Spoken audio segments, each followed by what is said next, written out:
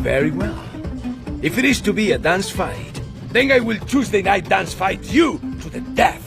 For a character that appeared in a 1555 Italian-French fairy tale, we can say that Puss in Boots has gone a long way. Yep, you heard that right. An Italian author gave life to this character more than 4 centuries ago. A while after, the now-renowned French author Charles Perrault would popularize his own version in 1697. And it would just be in 2011 when he would get his first solo film after being a regular character in the Shrek saga from 2004's Shrek 2 onwards. Our furry and charismatic friend was originally written as an anthropomorphic cat who used trickery and deceit to gain power and wealth. Revenge on me is one thing, but why Imelda?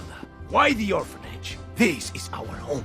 No too different as to what we see in its origin story in 2011's Puss in Boots film, but we see him evolve in these modern films to become a loyal friend, a dependable partner in adventures, and in general a deeper character who develops a strong moral compass. Puss hasn't only been in the Shrek movies, and in his first feature film, besides a little short called Puss in Boots, The Three Diablos, released on 2012 and included as a bonus feature in the Puss in Boots DVD and Blu-ray series, he even has his own Netflix animated series which comprises of a total of 6 seasons. Isn't that just amazing for a little cat who was conceived only as a support character for another movie? Talk about profitable spin-offs. Now in 2022, after an undoubted success as a favorite amongst critics and children alike, we've finally been gifted with the announcement of a second installment with Puss in Boots as a protagonist. So no more wondering and speculating is necessary. We already got confirmation that on December 21st, 2022, we'll be having a movie date with DreamWorks' beloved cat and sword master. And we even have a title for this new film, Puss in Boots: The Last Wish. He has 10 lives. These boots are made of the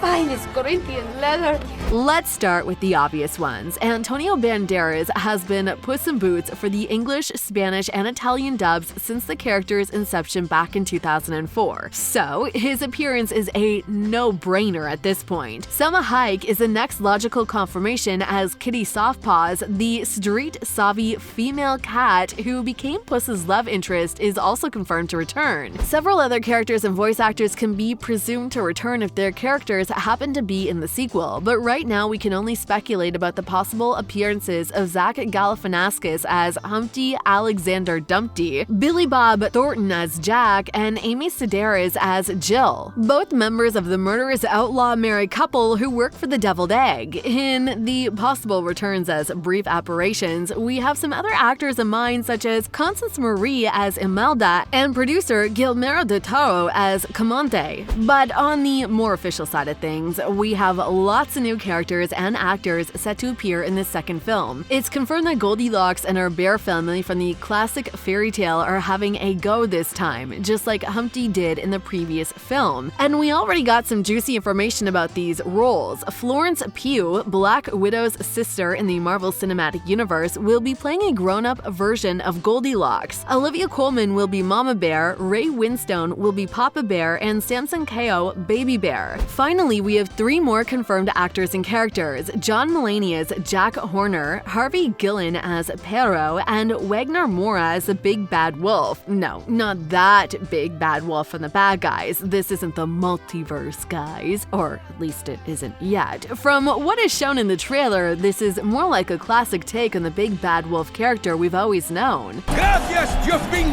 great!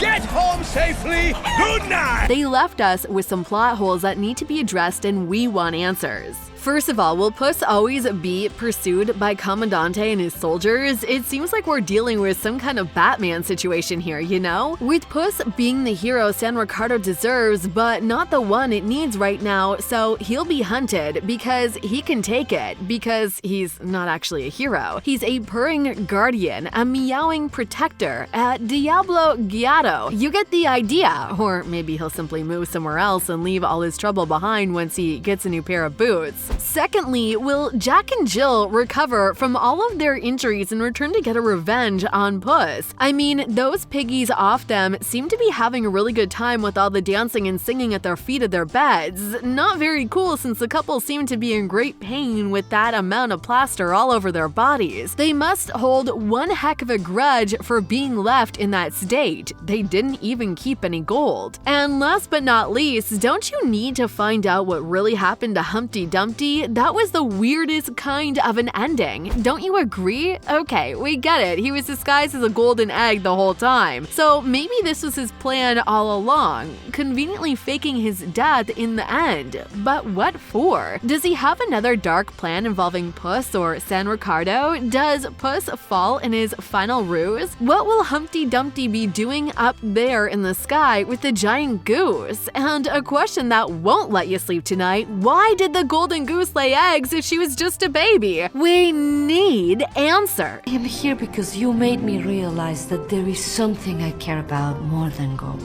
This time, we don't need to work on the hypotheses and possible plots for the movie since we already have a trailer and an official synopsis out. In the second movie, Puss in Boots will discover that his passion for adventure has taken a serious toll on his lives. Yeah, you heard it in plural. Remember that common saying about cats having 9 lives? It seems this next movie is gonna take it literally and show us how Puss's well-being is really at stake. We'll see how he's already wasted 8 of his 9 lives through the course of several adventures and romances. Since Puss doesn't want to come to terms with this horrible realization, he'll set out on an epic journey to find the mythical last wish and use it to restore his 9 lives. Kitty Softpaws, his love interest, will be with him to remind him the value of living a life well lived in opposition to wasting time indiscriminately. This movie seems to be headed in the direction of a new and bigger moral lesson both for the Ginger Cat and its viewers. The only thing that we're gonna have to find out is if they're showing us everything that they'll include in the final cut or if they're saving some juicy details, such as scrapped elements from previous plot options they presented before. Let's just wait and see. Are you excited to watch this movie? Do you want answers to these questions or have your own list of doubts? You made the cat angry. You do not want to make the cat angry. Let us know in the comments below and make sure you tell us everything you love about the swaggiest animated cat ever. Don't forget to like this video, subscribe to our channel, and turn your notifications on by hitting that little bell if you want to keep receiving awesome content like this one. Good legend. He's no outlaw. He saved us.